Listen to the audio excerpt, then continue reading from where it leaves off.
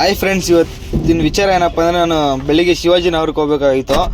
ನಾನು ಶಿವಾಜಿನಗರಕ್ಕೆ ಹೋಗೋಣ ಅಂತ ನಮ್ಮ ಫ್ರೆಂಡ್ದು ಗಾಡಿ ಇಸ್ಕೊಂಡು ನನ್ನ ಫ್ರೆಂಡ್ನ ಎತ್ತಾಕೊಂಡು ಆಮೇಲೆ ನಮ್ಮ ಮಚ್ಚನ ಎತ್ತಾಕೊಂಡು ಹೊರಟೆ. ಟಿನ್ ಫ್ಯಾಕ್ಟ್ರಿ ಬಿಟ್ಟೆ. ನೋಡಿ, ಟಿನ್ ಫ್ಯಾಕ್ಟ್ರಿ ಬಿಟ್ಟ ತಕ್ಷಣ ಯಾವ ಥರ ಜಾಮ್ ಆಗೈತೆ ಅಂದರೆ ಬೆಂಗಳೂರಿಗೆ ಎಷ್ಟು ಜನ ಬಂದಿದ್ದಾರೆ ಅಂದರೆ ನಿಂತ್ಕೊಂಡು ಸಾಕಾಗೈತೆ. 5 ನಿಮಿಷ 10 ನಿಮಿಷ ಒಂದು ಸಿಗ್ನಲಲ್ಲಿ ನಿಂತ್ಕೊಂಡಿದ್ದೀನಿ. ಇಲ್ಲಿ ಸಿಟಿಗೆ ಹೋಗ್ಬೇಕಂದ್ರೆ ಸಿಗ್ನಲ್ಗಳು ಜಾಸ್ತಿ ಇದ್ದಾವೆ.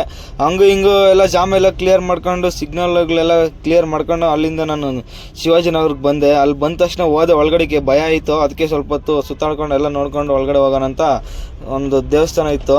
ಅಲ್ಲಿಗೆ ಹೋಗ್ಬಿಟ್ಟು ಆ ದೇವಸ್ಥಾನ ಹತ್ರ ಎಲ್ಲ ನೋಡ್ಕೊಂಡು ಮಕ್ಕೊಂಡು ಅಲ್ಲಿಂದ ನಾನು ಶಿವಾಜಿನಗರಕ್ಕೆ ಒಳಗಡೆ ಹೋಗಲಿಲ್ಲ. ಅವಾಗಲೂ ನಾನು ಬಟ್ಟೆ ಶಾಪುಗಳೆಲ್ಲ ನೋಡ್ಕೊಂಡು ಫಸ್ಟು, ಆಮೇಲೆ ಹೋಗೋಣ ಅಂತ ಎಲ್ಲ ಬಟ್ಟೆ ಶಾಪು ಚೀಪ್ ಆ್ಯಂಡ್ ಗೆಸ್ಟು, ಚಪ್ಪಲಿಗಳು ಚೀಪ್ ಆ್ಯಂಡ್ ಗೆಸ್ಟು, ಚೆನ್ನಾಗಿ ಕ್ವಾಲಿಟಿನೂ ಕೊಡ್ತಾರೆ. ಬಟ್ಟೆಗಳು ನಂಬರ್ 1 ಆಗಿರುತ್ತೆ ಇಲ್ಲಿ.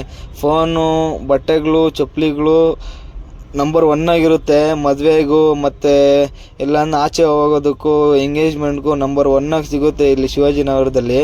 ಇಲ್ಲೇನೇನು ಸಿಗುತ್ತಪ್ಪ ಅಂದರೆ ಬಟ್ಟೆದು ಇದೆ, ಫೋನ್ದು ಇದೆ, ಗ್ಯಾರೇಜ್ದು ಇದೆ, ಏನು ಬೇಕೋ ಪಾರ್ಟ್ಸ್ ಎಲ್ಲ ಸಿಗುತ್ತೆ ನಿಮಗಿಲ್ಲಿ. ನಂಬರ್ 1 ಆಗಿ ಬಟ್ಟೆಗಳಿರುತ್ತೆ. Fixed rate. ನೋಡಿರಿ, ಇದು ಬಟ್ಟೆ ಇದು ಯಾವುದಂತ ಗೊತ್ತಿಲ್ಲ ನನಗೆ. ಬಟ್ಟೆ ಇದು ಲೇಡೀಸ್ದು. ನನಗೆ ಅಷ್ಟೊಂದು ಲೇಡೀಸ್ ಬಟ್ಟೆ ಬಗ್ಗೆ ಗೊತ್ತಿಲ್ಲ. ಇರಲಿ ಅಂತ ಕಡಿಮೆ ರೇಟಲ್ಲಿ ಹಾಕಿದ್ರು, 300 ರೂಪಾಯಿ ಏನೋ ಅಂತ. ನಾನು ಅದೊಂದು ವಿಡಿಯೋ ಮಾಡಿಕೊಂಡೆ. ಹಂಗೆ ಮುಂದೆ ನಾನು ನನ್ನ ಫ್ರೆಂಡ್ಸ್ ಎಲ್ಲ ಬಂದ್ವಿ. ಎಲ್ಲ ಚೆನ್ನಾಗಿತ್ತು. ಬಟ್ಟೆ ಚೀಪ್ ಆ್ಯಂಡ್ ಗೆಸ್ಟು. ಆಮೇಲೆ ನನ್ನ ಫ್ರೆಂಡ್ಸ್ಗೆ ಇದು ಕೊಡಿಸ್ದೆ, ಇದು ಏನಪ್ಪ ಅದು ಮಾವಿನಕಾಯಿ. ಮತ್ತು ಅಲ್ಲಿಂದ ಒಂದು ದೇವಸ್ಥಾನ ಇತ್ತು. ಅಲ್ಲಿ ಒಳಗಡೆ ಹೋಗಿ ನೋಡ್ಕೊಂಡು ಅಲ್ಲಿ ಸಾಯಿಬಾಬಾ ಹತ್ರ ಸ್ವಲ್ಪ ಹೊತ್ತು ಮಕ್ಕೊಂಡು, ಇದು ಶಿವಾಜಿನಗರ ಸರ್ಕಲ್ ಆಪೋಸಿಟಲ್ಲೇ ಐತೆ ಇದು. ಚೆನ್ನಾಗೈತೆ. ಅಲ್ಲಿಂದ ಹೂವು ನೋಡೋಣ ಅಂತ ಹೂವು ಕಾಣಿಸ್ತು. ಹೂವು ಚೆನ್ನಾಗಿತ್ತು. ನೋಡ್ಕೊಂಡು ನಾನು ನನ್ನ ಫ್ರೆಂಡ್ಸ್ ಎಲ್ಲ ಬಂದ್ವಿ. R15 ಸ್ವಲ್ಪ ಐಟಮ್ ಬೇಕಾಗಿತ್ತಲ್ಲ ಅಲ್ಲಿಗೆ. ಅವ್ರು ಇನ್ನೂ ರೆಡಿ ಆಗಿಲ್ಲ ಅಂತ ಹೇಳಿದ್ರು. ಬೇಜಾರಾಗೋಯ್ತು, ಬೆಳಿಗ್ಗೆ ಬಂದಿದ್ದು ನಾವು ಅಂತ.